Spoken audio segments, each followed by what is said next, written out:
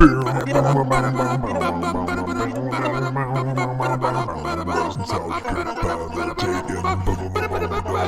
nostalgia trip ever taken. Worst nostalgia trip ever taken. There it goes.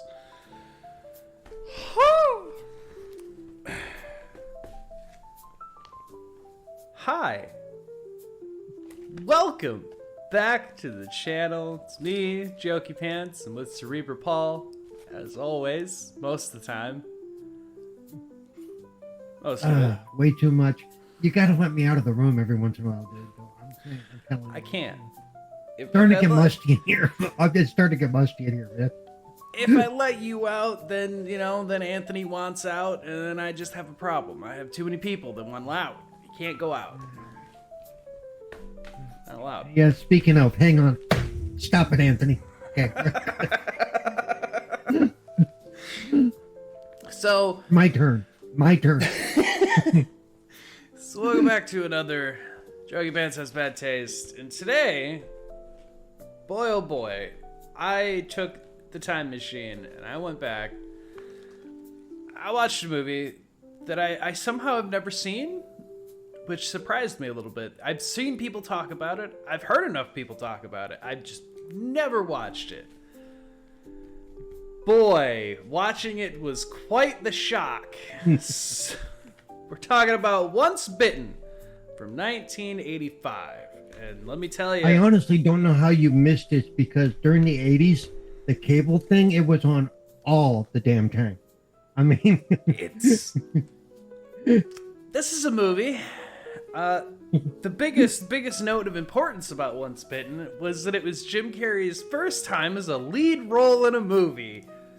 And you'd think that, considering what he would do after this, it might be okay, and it's not. No, not. Jim Carrey did not save this one. This movie couldn't be saved. No, this was bad. So the director is Mr. Howard Storm. And just the fun fact, because since I've really started to make sure that I look at some things because I realize there's connections, he's done nothing else. This was his only movie. Everything else is just he did some TV shows. That's it. So, yeah. But yeah, he worked on Mork and Mindy, Full House, things of that nature, and then was like, I want to make a movie. And for some reason, this was the movie he went to. I couldn't tell you. I kind of understand why with his theme, but it's a bad movie, and it could have used a ton of rewrites. Oh, yeah. Well, and there's some really funky choices that they made, even as far as the soundtrack goes and things like that. It was, Oh, I have notes. Don't you worry.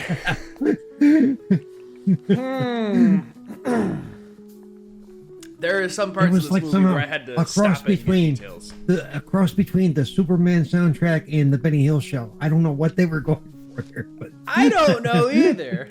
Hopefully someone can tell me. Good God. So anyway, as said, Jim Carrey's first leading role. So that's real exciting. It also has, of all things, she's listed very high up in the casting, and I assume it's only because she became a bigger actress, much like Jim Carrey after this movie. But Megan Mullally, I'm probably mispronouncing that, but she's someone else who's just a big actress. She's been in a little bit of fucking everything. For most recently, for people, she was, oh God. She was in The Righteous Gemstones. She was Elijah's new girlfriend from the mom's best friend there. For the people who know who I'm talking about. Wasn't that the one from Will and Grace 2? Wasn't that Karen? Yeah, there we go. There's the other one. Yeah, she became a big thing after this. Yeah. I don't know why they list her in like so high up. She has one role, and she's only in here for maybe 2 seconds. So I don't understand why she's so high between up. what Faye Dunaway or whoever the heck it was that played the vampire. Yeah. So once again, it's my first time ever seeing this, so this is going to be interesting to talk about. So I did find out. I was kind of curious. It turns out Jim Carrey was picked for Once Bitten. I have here because Goldwyn Studios, the studio that made this, Goldwyn Jr. saw Jim do his stand-up and also had been seeing his stuff on the show he was on. For those of you too young to know, he was on In Living Color. He had seen all the stuff he was doing, and he's like, he's great. He's very funny. He's very expressionist and whatnot. Like, this is what I need. So they pulled him in because they wanted to make, quote, a teen horror sex comedy.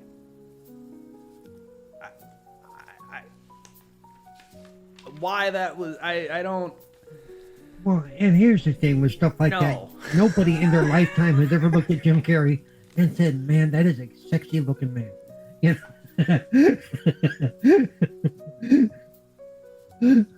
Oh, I'm sorry. Did you not see him in a number 23 all covered in tattoos with his emo hair?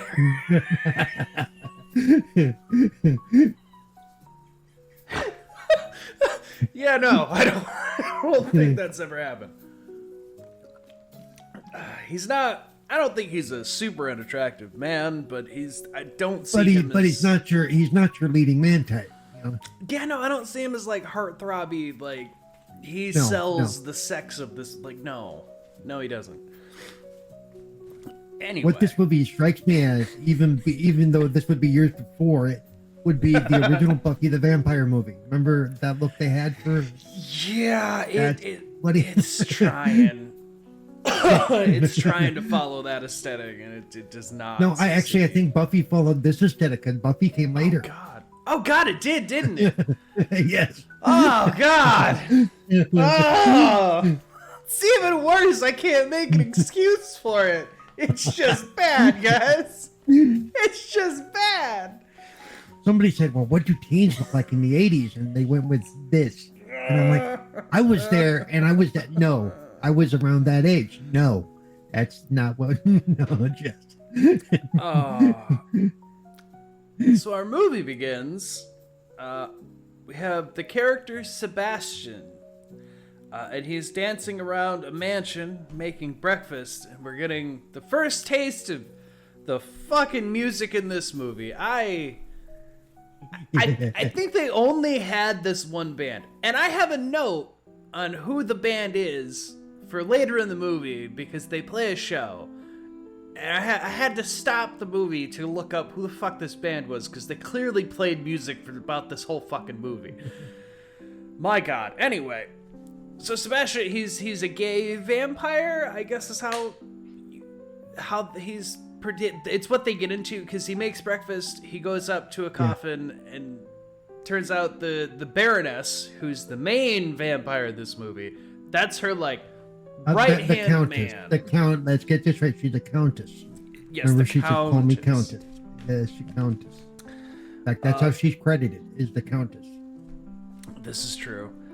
So the Countess, and she's played by Lauren Hutton, who's been all over a bunch of different B movies and things. She was big in the 70s, okay? I'm just saying. Yeah, from what I saw on her listings, it seems like the 70s were more her heyday, and this was towards the end of her career. So, the Countess awakes, and her and Sebastian are talking about what she's gonna do today. What are their plans? Because turns out there's lore for vampire. By the way, fun fact for everyone. Ignore everything you know about vampires. It doesn't come into anything in this movie. It doesn't fucking exist. Other than the mirror thing, it's the only thing that matters. Because they walk in sunlight. It bothered the hell out of me. There's no mention of anything else. So, Who cares? Could have been worse. She could have sparkled. Okay, I'm just saying.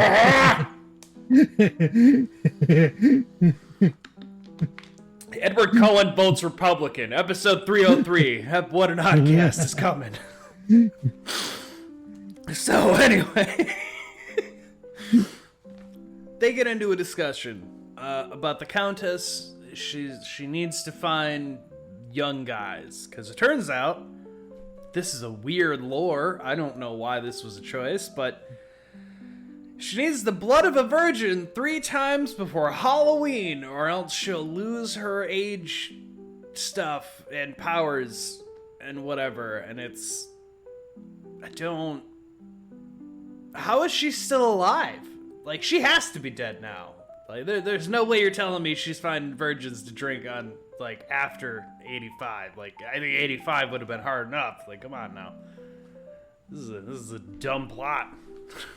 Well, it's especially dumb when later in the movie, she'll say, "Oh, it reminds me of when I had to be in a boys' choir."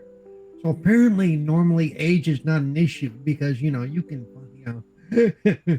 But for this movie, apparently they'd had to have a 20-something-year-old guy playing a teenager.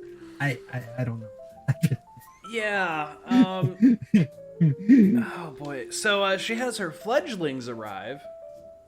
For those of you at home who need clarification, maybe you don't know what a fledgling is. A fledgling is just the master vampire's bitches. It's basically all that is. They go out and find her the food, and they do whatever she says. That's what they're there for, and that's what they're gonna do. They're gonna go find virgins. Because it's almost Halloween, and apparently she hasn't bothered to do this. Like, she waited till last minute to be like, "Oh, I need blood of a virgin 3 times in like 2 weeks, or I might die. We better get on that." And I'm like, what are you doing the whole rest of the year? These 3 people have been looking for her, and they can't find any in all of LA. What are you doing?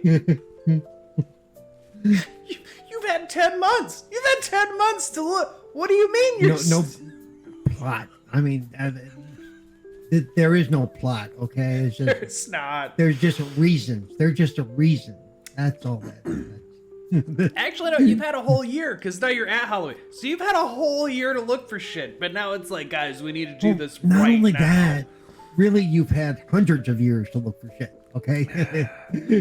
Plan ahead, I feel like she brings up... I feel like a thing she brings up is that she needs to do this virgin thing every year to maintain, or if not every year, at least in a repealing cycle. I'm not gonna try to explain this movie's but even then, it's like, it's not like, like when you have an ongoing event that happens every year, like WrestleMania. You think they wait till the previous year to schedule that venue and stuff? Oh, no. That's like 5 years out. No. It's all last minute. It's like Super Bowl next month. Well, shit, where are we gonna go? Yeah, that's exactly how it happens.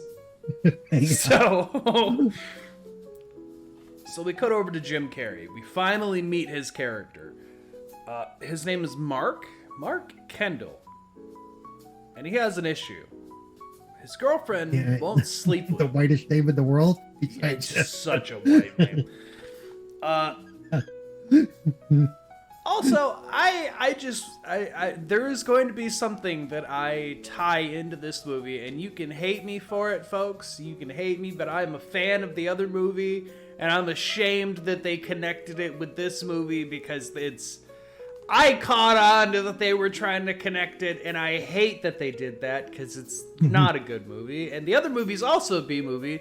They would be considered not a good movie, but it's a classic B movie that inspired a lot of other B movies, so this movie can fuck off for trying to make it connect or any reference at all. But we'll get to it because he's in an ice cream truck making out with his girlfriend, and she won't do it. And Mark's real upset. What the fuck is wrong with this movie? He gets out of his truck super mad, and then it's just uninterrupted for about 2 minutes, him looking around a parking lot, and there's just teens getting it on. There's asses in the air, legs everywhere, vans and cars rocking, and I went, why do we... you could get the point across with like a subtle, but this is like, what the fuck? There's just people having it, getting it on everywhere in plain view. It's a bit much. Well, and for a little bit of a flip, he's a little bit nervous about doing it with her the first time because he's not sure he's gonna, be able to do it right. He feels the pressure. He wants to get together with some random just to get it out of the system, so to say. Now, if there is any young gentleman watching this, first off, stop. We're too old for you. Also, like, share, and subscribe. But if you're a younger guy out there and you're having this issue for whatever reason, you have that same thought. Let me tell you, nobody's good when they first do. Just shut the fuck up. Don't overthink it. Everyone's stupid. You probably won't figure it out for like years after the fact, and no one's gonna tell you that. But that's the truth, buddy. So anyway, well, I don't know. With the advent of social media, everybody's gonna know you suck. Okay, because that is part of the problem. But just don't be like me. Just don't ever talk about it until they're your ex, and maybe then you talk about some things. But when you're together with someone, you are tight-lipped. You just don't talk about it. And anyone who knows the only reason Jokey talked about it was because the judge said, "Look, you got to answer the question." No. No.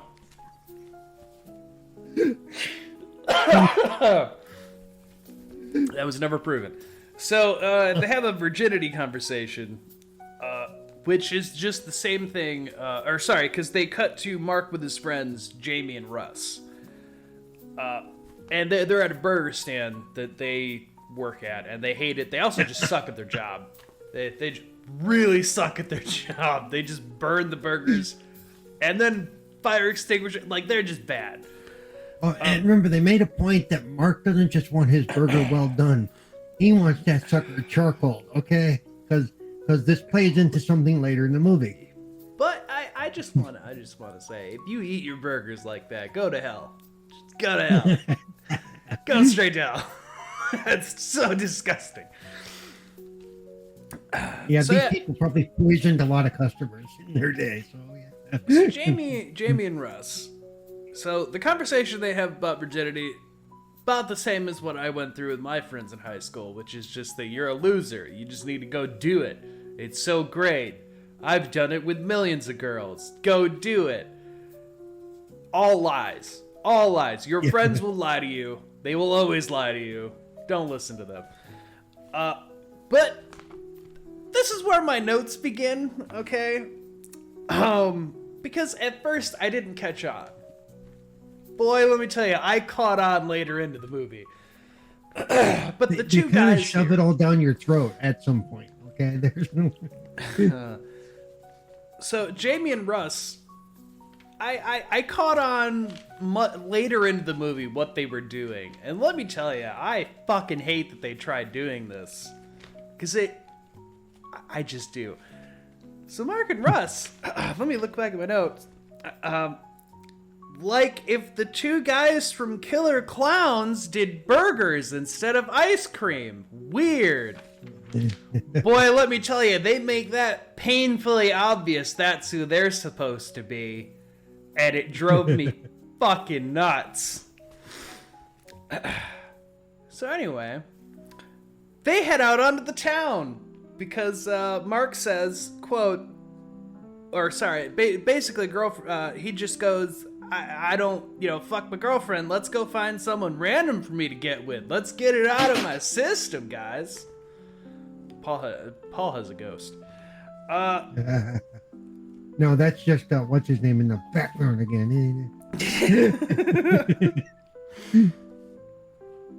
So he wants to lose his V card, and they head out on the town. And I have the note of this sequence goes on way too long. Did they just have the rights to the whole song, but they had to use it? Because they use an entire fucking song. An entire song. Well, they drive through the town doing nothing, and it's not a good song. And it's not the only time in the movie they're going to do this. Trust me, later in the movie, it happens again. Yeah. So we see that they're going to a club, and we catch that the fledglings from earlier for the Countess, they also catch Mark, and they're like, hey, that seems like it could work, and they follow him into this place, and they're gonna spy on him while he's doing stuff. And my note just turns into what kind of fucking speed dating phone sex club is this place? What? I'm sorry, what? Because it's just a bunch of phones. Did you like those lip phones? Like, what the fuck? By the way, those were legitimate phones. I actually looked it up. The other phones that company is known for is the Mickey Mouse phone that you may recall seeing. Yeah, that makes sense. But those were those were legitimate phones, and the football phone that Sports Illustrated gave away for. Yeah, see, I imagine they did all those novelty. Yeah, but still, this whole sequence here is just they're in like it's like speed dating. You call people, but there's also people that just straight up have phone sex, and they're like, there's closed tables, so you're not being private. So no. Cool for you. So their table gets called by the bar, and Mark gets called over for a drink by a lovely lady. And the guys push him off to it because they're like, yeah, man, go for it. This could be your chance. Come on, man. Lose that V card because they're, friends. The Countess has found her virgin, y'all. It's not going to go well for him the rest of this movie. Jamie and Russ, I will want to point out that I don't remember which one of his other friends, you hear him do his pickup lines. That I think Jamie. I think Jamie runs him through a couple terrible lines.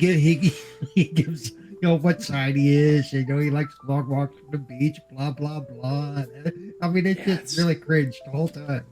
He has a line that he tries to use throughout the entire movie, and it only really works for him one time, and it's not when he really wants it to work. So Jamie and Russ, in the meantime, while Mark goes off, he's gonna deal with the Countess. Jamie and Russ get caught up in an affair fiasco because they get called over to a table, and it turns out it's a couple of married ladies. We'll hear about that here. Yeah. They're chatting with these ladies. Mark's having a great time with the Countess. He's really hitting it off. They're thinking about leaving the bar. Fucking Jamie and Russ, these idiots, they get over to these women, and then immediately a husband shows up and thinks that Russ is a different person. And he's like, no, I'm not who you think I am. The guy pulls out a gun, and security, handles it. But it cuts over to a random pervy dude in the place who's just sitting there going, nah, don't hang up. It happens all the time. And I'm like, what? What? And initially, nobody else in the place responds to the gunfire, by the way. No! The guy fires a couple of shots and everybody's still at their table.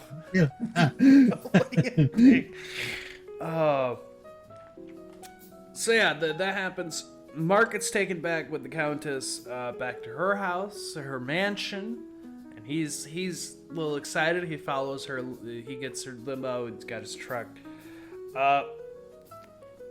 So they get to the house, and it's a very nice mansion. And Sebastian takes his coat, and there's the whole thing, and they're just like, oh yeah, it's a nice place, blah blah. Mark's just an idiot. He's too distracted by what the house is. So the Countess drinks some blood behind his back and then makes him a drink. Just be like, yeah, calm down, relax. Yeah, pay no attention to what I just did.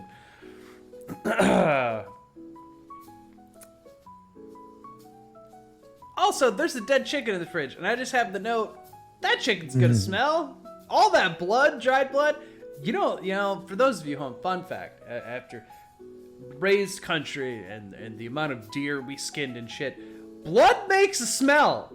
Okay? When blood dries, it has a smell. That's not an odorless fridge she's got going on there. No. By any means. So, anyway.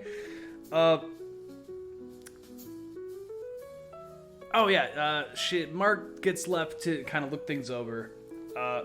Sebastian helps the Countess get prettied up, which is the only thing that I have a note that I thought was kind of neat. Since vampires can't see their reflection, Sebastian is her mirror, and he just reaches through the little where the mirror would be, and he does all her makeup for her so she can look pretty. And I was like, that's probably the only neat vampire lore thing you guys did for the whole movie. That's it. That's fucking it. Plus, that was a neat little play on it too. Yeah. What the fuck?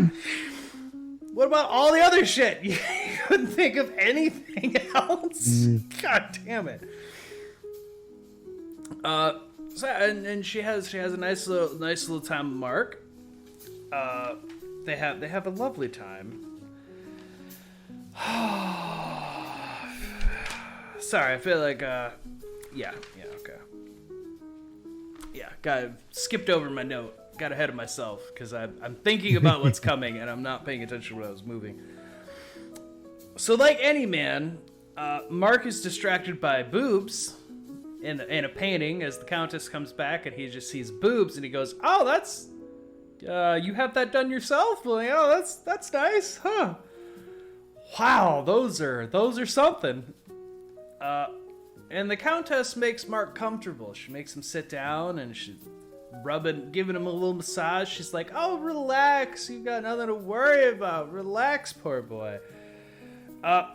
She goes down on him and she first of all, she bites his buttons off. Like, even if I was in a normal situation and a woman proceeded to bite my buttons off and spit them across the room, let me tell you, I would leave that room so fast. Because nothing good is going to happen in this situation. And then I have the note. Because she goes down on him. The way that they filmed this. Now, mind you, these notes are as I was watching. And I've never fucking seen this before. Did she just bite his dick? What the fuck? That was me. No, they actually do explain it. Oh, they explain it later. But as I was watching it, I was like, did she just bite his dick? What the fuck is this movie? So let me just real quick. So the artery in the neck is not the only main artery that they can bite into. They have a couple of choices, and this movie chose to go to take the low road, shall we say. This movie made a choice, alright. So, which comes into play later in the movie when they're trying to see if... It does. It does. While this is going on, Sebastian's tucking in all the fledglings for the night, which is not, again... I don't understand the rules of this movie. It doesn't seem like sunlight bothers them, so I don't understand any sleep schedules with them. Anything. Couldn't tell you. Well, there was with her, because you remember when she at the beginning of the movie when she woke up, it was night. It was good evening. I guess so. There's just things later on. This fucking movie. The fact that she can be anywhere she needs to be at any given point seems to be a little weird, but Yeah. So Mark passes out when things happen. He wakes up. He's completely unaware. He has no idea what happened. He's acting all awkward. They get him some OJ. Funny. And then they help him back to his truck. And he gets in his truck, he takes off, and she's all like, "Oh, I'll be seeing you around, don't worry." And he's like, No, I have a girlfriend. And she's all, "Oh, don't worry, I don't care about that. As long as you come see me again sometime, or I'll find you, don't worry, in your dreams." And he's all, "Haha, yeah, crazy," and leaves. Something he should have done before he even got there, but here we are. So next day, we're at campus, back at school, because they're still in school, which I believe college. Are they college, right? It's just like he's in first year college. I hope so. I hope so but, too. Because if they're seniors, there's also many issues with there's other issues if they're still high school. But at campus, Mark starts talking to the boys about his little adventure, little night out. But before he does that, they give you a brief little thing of that he's getting his lunch, and he gets a raw burger, which is your first clue that he's not normal anymore, because he wanted it burnt. But this time he literally tells her to just give him the raw ground beef, which... are you a werewolf or a vampire? I'm confused. Oh, look, I get it. Raw beef will have blood in it, but like... it won't have a lot. Yeah. Supermarket beef does not have a lot of... no. Raw meat like that's more like if you're turning into a werewolf and you're craving meat, you could do that. But a vampire, it doesn't make any fucking sense, guys. So the guys ask him about what happened, and hey, did you get lucky? I know she took you home, blah, blah, blah. And Mark tries explaining that he thinks he did. He doesn't quite remember what happened. But unfortunately for him, Robin walks up, his girlfriend, and she hears everything. And boy, he gets deservedly called out and ripped apart by his girlfriend. You fucking go, girl. So anyway,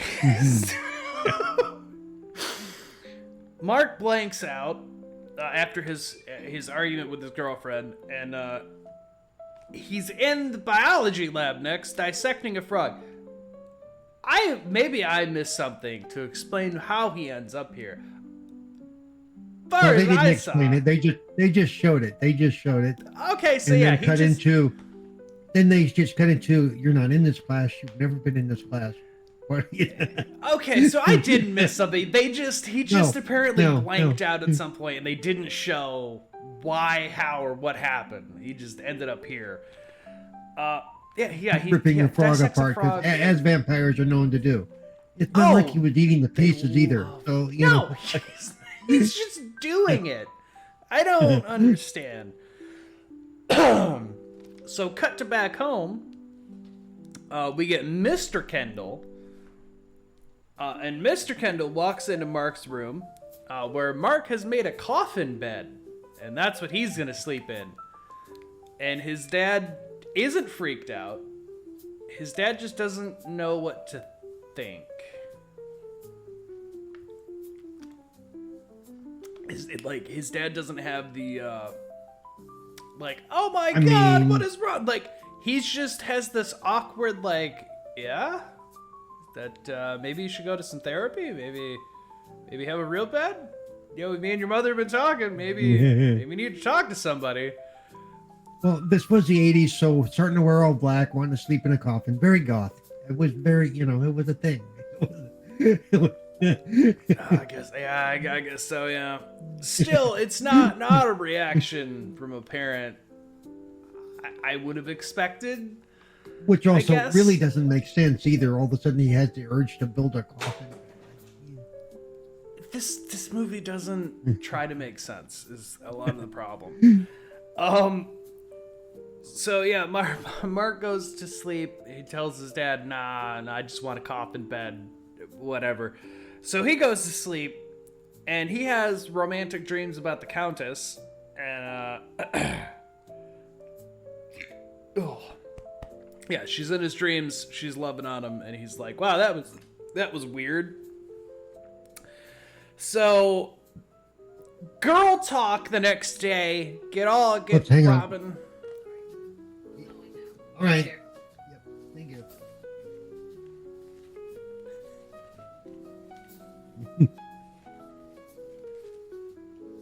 All right. No, Pat's friend comes over and helps clean up the house. today happened to be the day. Gotcha. Okay.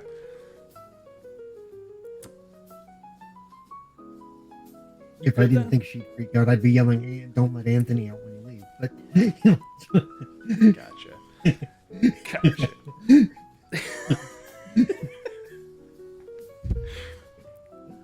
So we cut over to girl talk the next day, and Robin with her friends talking about how Mark has a new look, apparently, because again he's changing apparently real quick, and he's already like pale and got a whole new look going on. He's slicking his hair back and whatnot.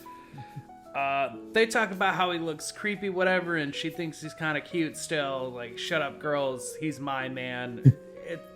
Yeah, you're typical. They just needed some fill time.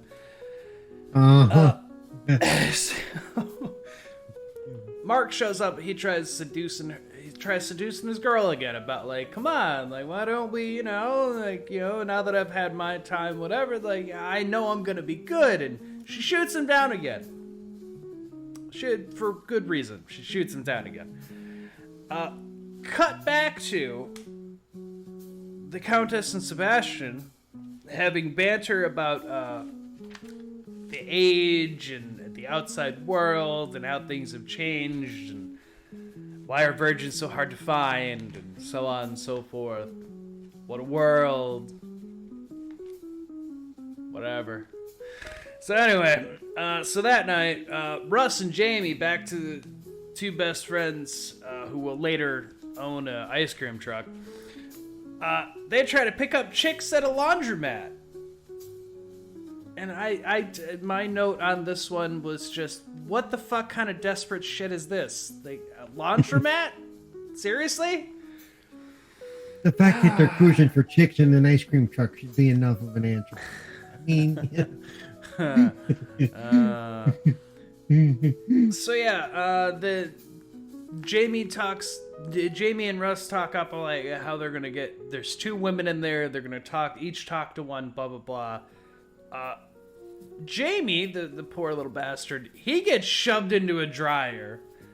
Russ, on the other hand, he goes up and talks to the woman he was gonna talk to, and he makes his comment about, we're both just animals fighting against our instinct. Why don't we cut through all the small talk and just get straight to the instinct?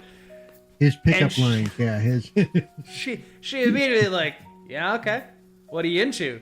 And he gets so scared so quickly that a woman responded to it without anger that he doesn't know what to do. I also think, if I recall correctly, she started going into, well, I got my whips. Yeah, he got more than he bargained for. She was all in, baby, and he was what? He's immediately just like, gee, you know what? I just realized I have plans tonight. Wow, weird. So he would have been screaming the safety word even before the first thing started. Banana, holy shit. So he gets Jamie out of the dryer. They leave after chickening out. We cut over to Mark, who tries to win Robin back because he's just trying to be a goof with her at her work. Such a lovable guy. Such a good guy. Such a great guy.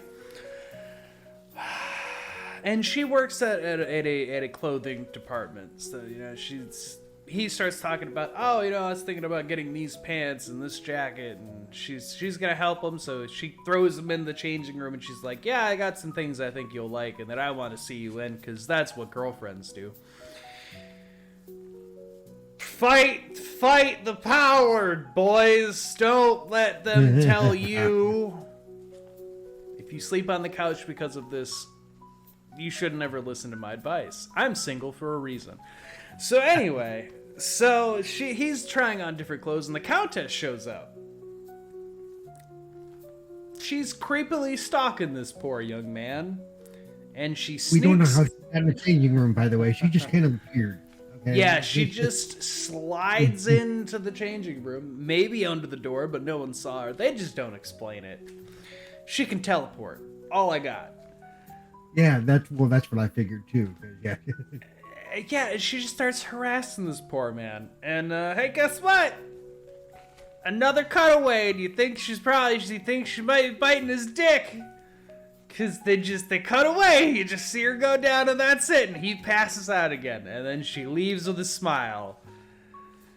God, what is this movie? So, that happens, he comes out, Robin obviously not the happiest with him, just because, like, he's not changing clothes. She doesn't know exactly what happened, she just knows he's acting weird, and now he doesn't want to try on clothes, and now he's tired. Maybe they should get him checked out. Meanwhile, the Countess... Oh. As the Countess leaves the store, her and Sebastian, I do have this note, because I honestly busted out laughing at how fucking random this is. They're walking out of the store. There's a random old lady in their way, and the Countess talks about that the girlfriend's being too needy and this bitch has to go because she's gonna get in her way. There's a random old lady walking into the store, and they go out of their way to shove this poor old lady into a rack of clothes and leave. I literally rewinded it and went, she wasn't even in your way. You're just being an asshole. just because, you know. It was the one time in this movie where I was laughing because I was like, you know what? Why? Why was that a choice? In a good way. So the next morning, Mark changes even more. He starts complaining about the sun, but again, he's out in the sun anyway. So like, make up your mind, movie. Just make up your mind. His parents are also cooking, and I have a question for anyone out there. If you're cooking meat, I understand putting the grease into a separate thing after you're done so that you don't clog something else, or like even like in my house we would do it to put on the dog food, whatever. Like people have different things to do. Why are they saving the blood from the meat before they cook it? Is there a reason for that? Just in a glass? Before it's cooked. Yeah, and unless you grew up on the farm. The only reason you might do that is if you just recently drained it. You know? So usually you do that shit outside before you bring it. You know? Yeah, this for whatever reason, the mom drains off this shit she's cooking. It's like beef, whatever. She drains it off into a random glass, and I'm like, no, you're not doing anything with that. And there had to be like 8 to 10 ounces of this liquid. So this. Yes, because it's like it's like a glass this big, and she just fills the whole thing, and I'm like, why? I've never seen anyone do that. Never. I've seen people drain their meat, but it's never into a glass for later. No. Like, why are you doing that? Again, and it's not usually something that occurs. Not usually something that occurs in the kitchen of the house either. and good thing she did, because Mark gets himself a big old glass of blood before he heads off to school, and his parents just baffled. And then we get the line from the parents here, which is just like, well, that wasn't normal. And then the dad just, do you think he's anemic? Like, what the fuck? It's the only time they make comments about what's going on with their son. Like, he just chugged, he chugged 8 ounces of blood. Yeah, he's fine. So Mark goes to a church, feeling the need to confess his premarital fling that he had before sleeping with which, again, also, how the fuck are you gonna go to the church and be like, oh, I cheated on my girlfriend with, God, I was trying to save myself for Robin. I'm like, first of all, sorry to Mark, my guy. I'm pretty sure that regardless, having sex outside of marriage would still be considered a sin if you went to church. So I don't know why you're confessing cheating, because either way, they're gonna give you like a no. I don't. If he knew he was turning into a vampire, I would buy he goes to a church. But at this point of the movie, he still has not caught on to what's happening. So this scene is out of place and not needed. The only thing that happens here... This movie was full of those, by the way. So. Yes, it is. And honestly, the only thing that happens here is him going into the confession booth, confessing that he's been having a fling with an older woman, and cheating on his girlfriend. And then an old homeless guy who was also in the church. For whatever reason, this is a scene in this movie. We're on the same movie. We haven't changed. He walks into the confession booth where the priest would be, and I have here, oh man, you're in some real deep shit. And that's it! Just like, what was the point of this scene? I thought maybe that was the priest saying that, but we never do actually see the priest. Yeah, no, it is, you see a old, drunken homeless man at one of the aisles when Mark goes into the confession, and you see him walk towards the confession booth where they then cut to Mark giving confession. It's like, it's just the old drunk dude who's sitting out there who's just went in. Well, maybe that was it. Maybe that was supposed to be the priest. We're supposed to put that line together that the old drunk dude was the priest. So that night as Mark sleeps, because we fade into him sleeping into a dream. We get a whole thing of that he's Dracula and he's with the Countess and they're feeding on Robin. It's a whole thing, and she's trying to influence his mind to allow him to become the monster. And from there, you'd think maybe something happens. But we just skip. The next night, skip. We're at a Halloween costume dance, because why try to make a story in this movie when you can just say fuck it and skip ahead, and now we're at almost Halloween. So yeah, they're at a costume contest. Robin is Jill from like a Jack and Jill. It's just like little Raggedy Ann kind of thing going on. It's a cute little outfit. Mark, on the other hand, forgot to have an outfit. Forgot all about any of this, apparently. I can't imagine how, because as someone who has dated women, they won't let you forget. So I don't know how he forgot, because I imagine he was reminded many times. Which goes to the point, ladies, I'm on your side. Men are stupid, and we forget everything. That's right. We're on the women's side on this show. So anyway, he doesn't have anything. He forgot to dress up as Jack. She rips him apart for that. Everyone thinks he's dressed as a vampire, and he just keeps explaining that this is just how I dress. And this entire costume party wardrobe. I did think that part was kind of cute that they kept saying that. That's the thing, because this is where Megan Mully, like this is where her only fucking scene in this movie is. She's at the name tags and giving everyone their things and who they're dressed as. But yeah, that's the ongoing thing in this whole dance, is everyone keeps calling him a vampire and him just being like, I don't understand. I am not in a costume. Also, the costumes at this party, a lot of these seem like they were just leftovers in someone's closet somewhere. Because one of them was like a really cheap Darth Vader with what I could only describe as what was supposed to be an inflatable monster of some kind that someone cut a hole in and then put over their body. These costumes are really simple, and some of the ones stand out as like, what the hell is that even supposed to be? That's just bad. So yeah, they're doing that. The Countess and Sebastian show up because the Countess needs Mark's blood one more time before midnight, because if it hits All Hallows Eve, Halloween, they're gonna be in trouble. So like she needs him now, and she can't be dissuaded anymore.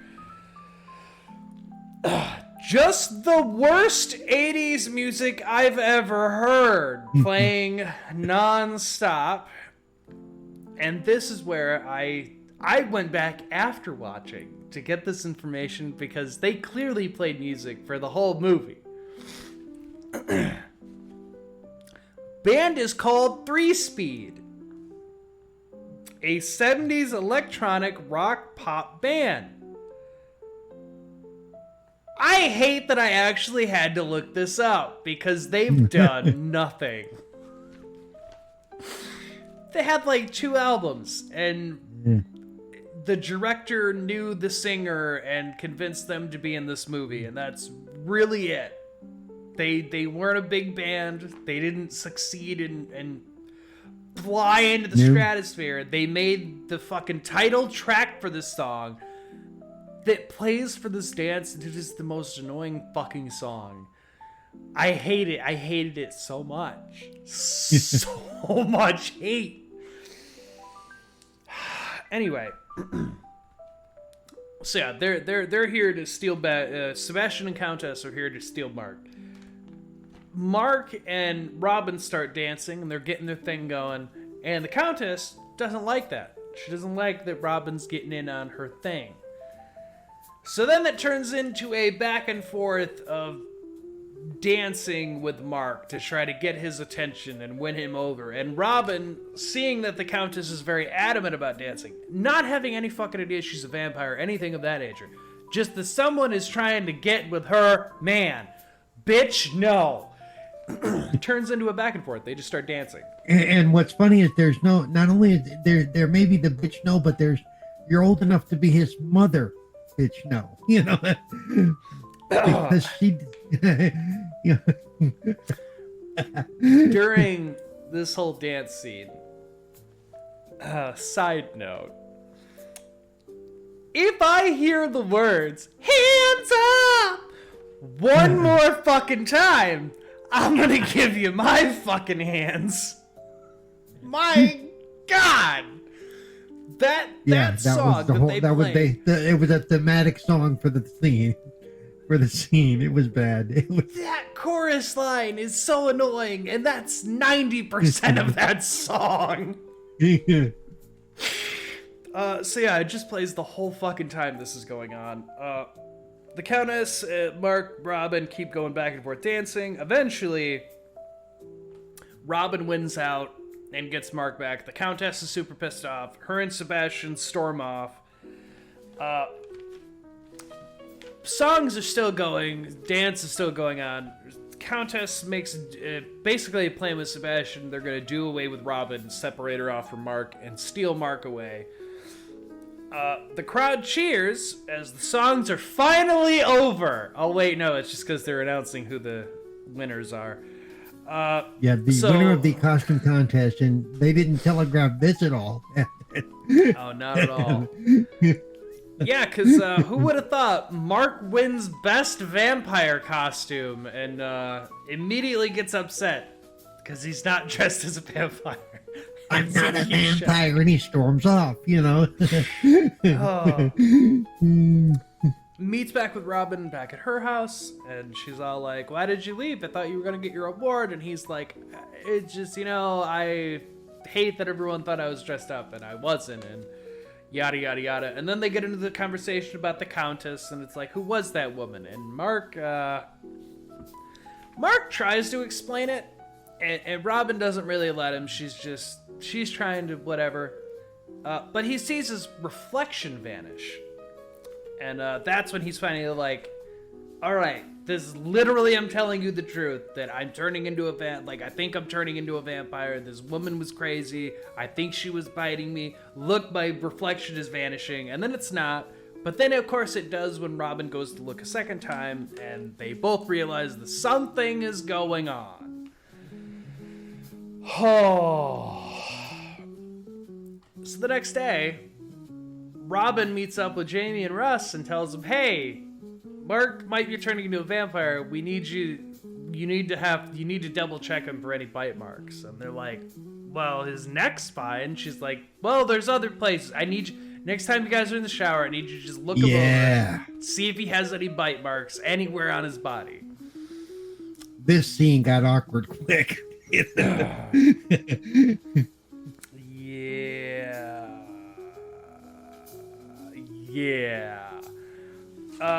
So basically,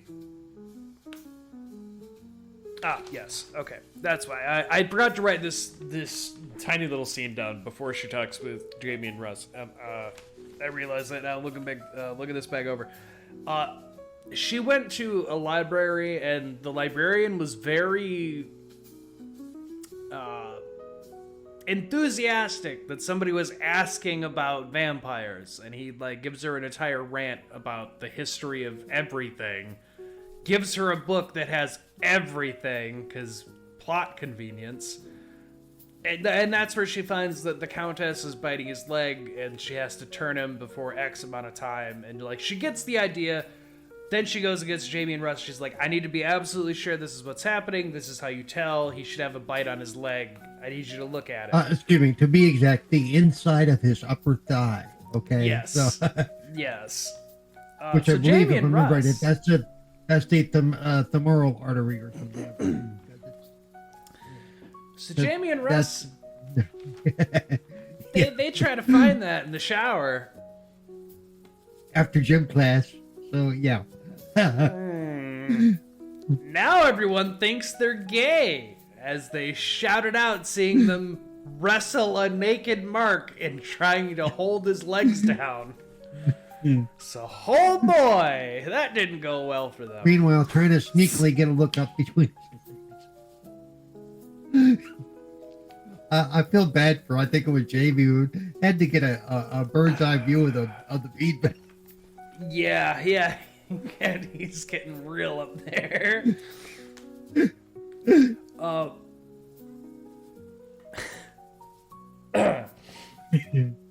There's a conversation with Jamie and Russ after this, which Jamie brings up, Russ brings up. They think we're gay now. You know, they're like, "What were they doing?" Well, we'll just tell them we were washing. We were reenacting a prison rape scene, Jamie. That's what we were doing. Just like, Jesus Christ. Where does that line come from out of nowhere in this movie? But it pretty much does explain what it looked like to an outsider. Jesus Christ. So Mark confronts them that night. He visits them at work, and he's all like, "What the hell's wrong with you guys? Like, what were you doing? Why were you doing?" So they try to explain to him about the whole situation, and he's like, "Look, I don't fully know what's going on. I think, maybe I am turning into a vampire, but if I am, I need your guys' help because I can't take care of this by myself." Countess's limo shows up, and she's all ominously "Ooh," and yeah, they end up going back to the mansion. Just go back to the goddamn mansion.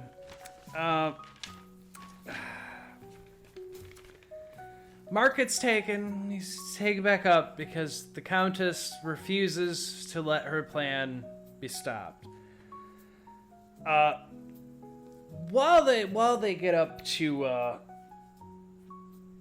the mansion, what we find out is that the Countess had taken Robin because Robin kept getting in her way.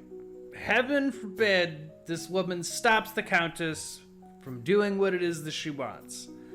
So when Mark, Russ, again, and let Jamie... me just reiterate to people, we're talking about Jim Carrey, okay? This woman is fighting for Jim Carrey. Yeah. So Mark, Jamie, Russ, they all get to the mansion, and they're looking around. I don't really think they have a plan of how to stop the Countess. They just think that they might be able to, which no. But they find Robin tied up, and they free her. And Robin lets Mark know that, hey, you're still a virgin. She needs you to be a virgin. So the whole cheating on me thing, water under the bridge, Mark. We're perfectly fine because she didn't do anything. And I'm like, not the time or the place. Maybe just tell him she needs him to be a virgin, but anything else you're feeling you want to talk about, maybe that can wait till you're out of the mansion. That's No, just because me. now the movie goes like off the rails. Or, I mean, more so than it already has.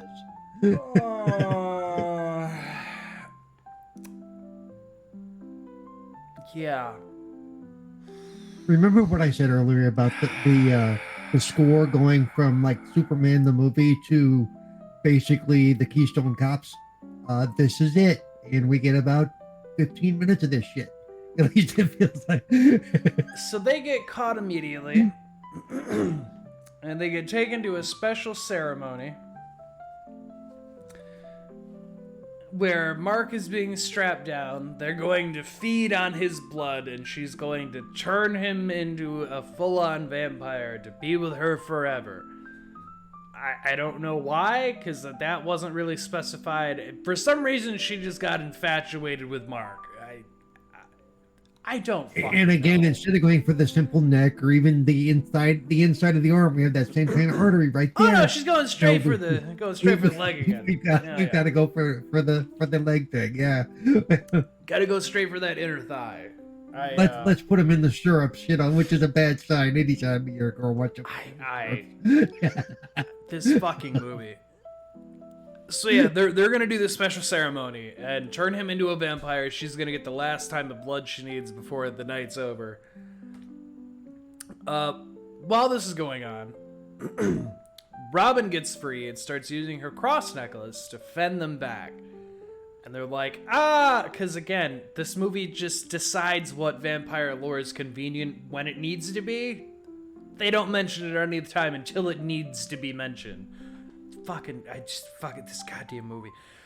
So, that happens. Jamie and Russ get a torch. They're helping keep the vampires back. They're helping defend. Again, let me point out that modern day movies, and all of a sudden they have a torch. Okay.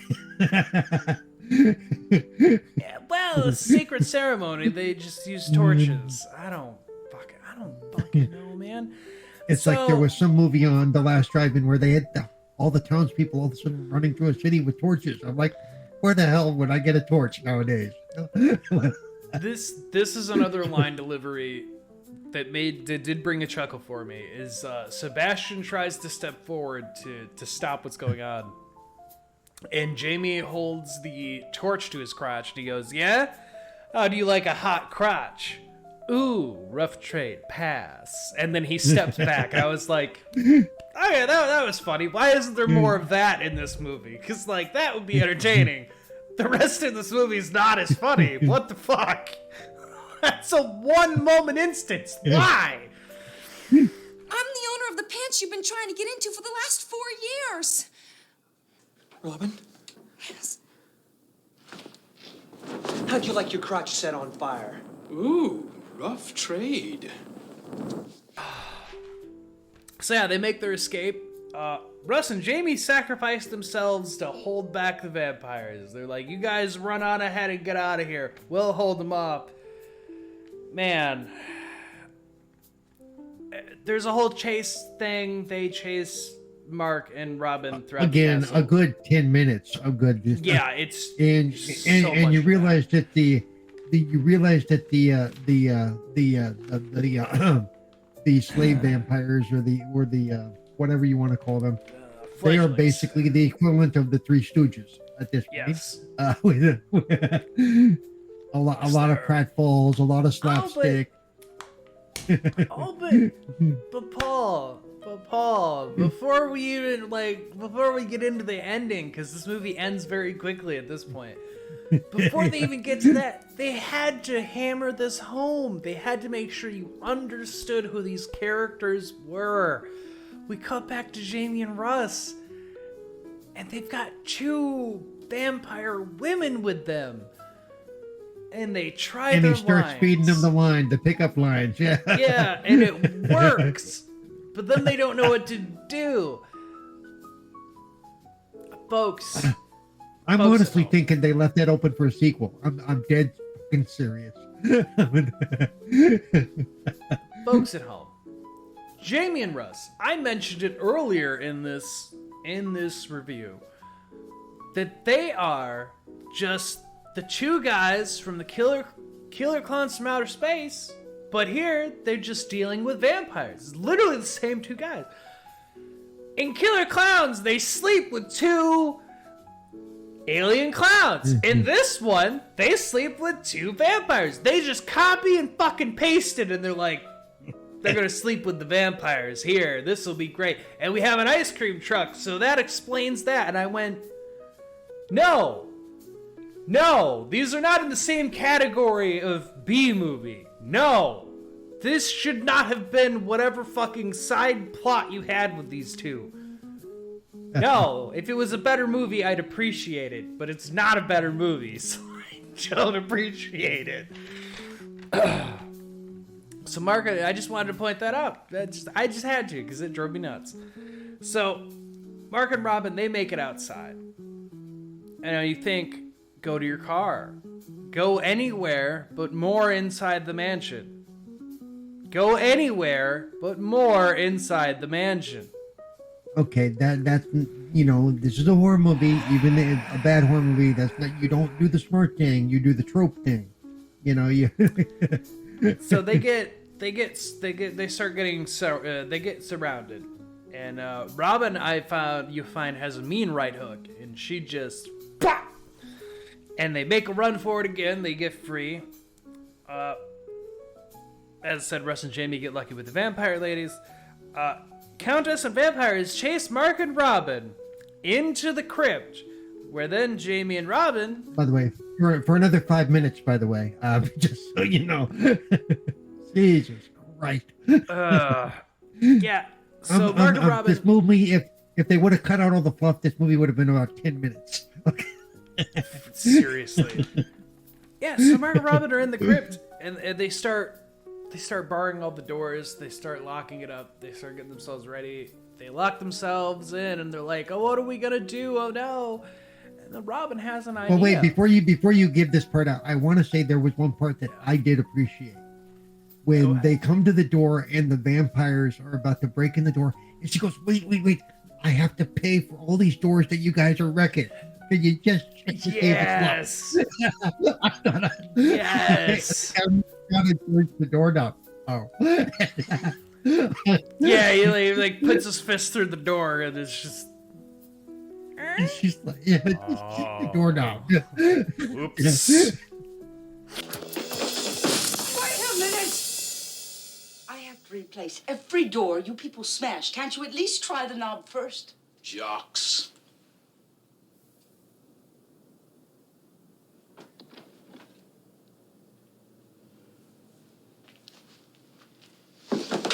My bad. I thought that was a cute little touch. Go, hey. That was. I did enjoy it. I did enjoy that as well. So yeah, they get in there. Robin has an idea. She brings up they only want Mark for one reason. His rugged good looks. No. If this coffin's a rockin', don't come a knockin'. That's right. So yeah, they get in there, the coffin's rockin', and you're like, please tell me this isn't how this movie ends. Oh, this is how this movie ends. As the coffin opens and we see Mark and Robin sit up and them go, he's not a virgin anymore. And the Countess go, you didn't even have a minute. You couldn't have finished. Until they light cigarettes and she goes, you definitely did.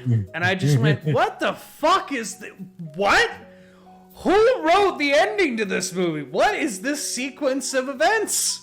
And if I'm Jim Carrey, I'm like, do I want to be known as the one pump chump? It's like, Yeah. Apparently Jim Carrey just in and done. I couldn't even. So yeah, the Countess ages rapidly. She becomes an old, frail woman, and she's just like, my plan failed, eh. And then Sebastian takes her away. The fledglings all are like, oh, well, she's old and powerless now. Fuck that, and they leave. Sebastian's like, don't worry, we'll find virgins next year, and we'll just get you back to normal. Don't worry. But then you think, okay, well, that movie surely has more of an ending than that. Until you see that it only has about 1 minute left, and you go, why? Well, that's because Mark and Robin go, well, that was fun. And then Robin goes, yeah, the Countess is probably right, though. Probably more fun if we took more time. And they close the lid, and the credits roll. Yep. Such a bad movie. By the way, just for the record, I had seen this in the 80s when it first hit cable. I didn't like it back then. I don't like it now. I bet you did. Paul's lying. He actually loved it. He was begging me to review this one, guys. He was begging me. He was knocking on my door. You brought up this one. I brought up a couple that you're going to have to suffer through. But yeah, you brought up this one. Don't let him lie to you. He said it's his favorite vampire movie next to Lost Boys. And he couldn't believe I hadn't talked about it yet. He needed it. I do know that there's one vampire movie that I'm not going to name here that I've told you need to watch, and you're going to suffer through that bitch. Okay. Probably. So that's Once Bitten. Don't watch it.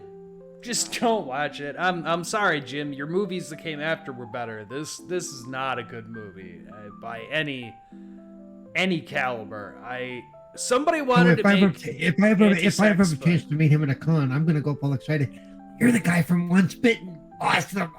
Just watch him, call security at that point. Have him sign that.